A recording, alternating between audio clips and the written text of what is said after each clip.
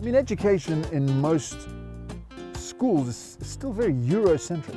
You know, Europe's at the center of the world, European progress.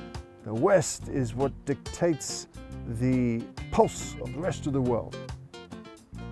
Why is it that historically you get this impression, if you get the impression the way I do, that the West looks down on other cultures? Where does that come from?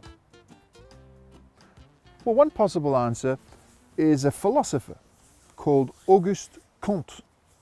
Now, Auguste Comte is a French sociologist who came up with a philosophy called positivism.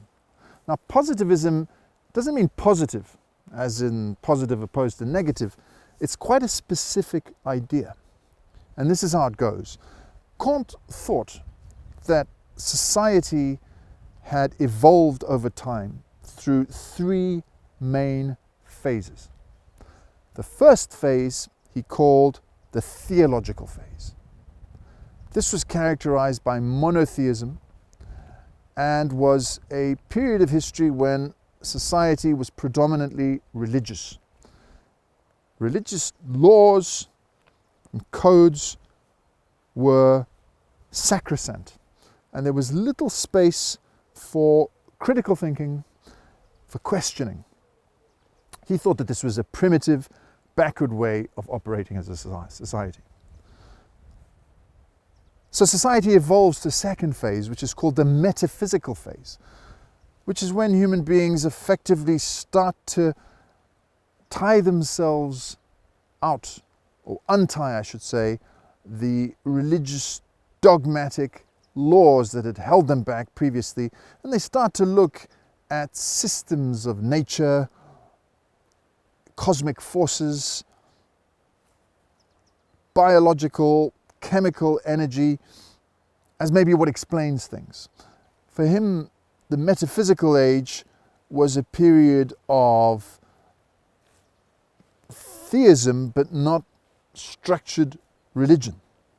So if you look, for example, at the Romantic period, someone like William Blake, the fantastic poet and artist, he clearly had notions of a God, but he wasn't strictly Catholic or Protestant in his thinking.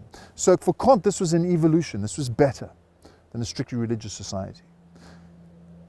But there was a third phase that societies needed to evolve to.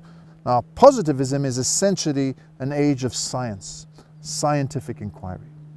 With a new God, if you like, the new law is science. It's no longer about mythology.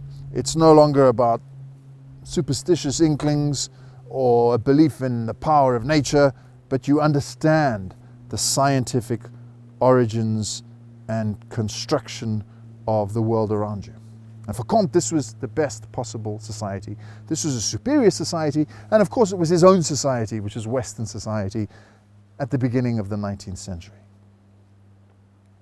So at the core of this arrogance, this belief that one's culture is superior to another's, for Comte, is the notion that religion, that the spiritual world is somehow inferior to a more scientific, materialist way of looking at the world.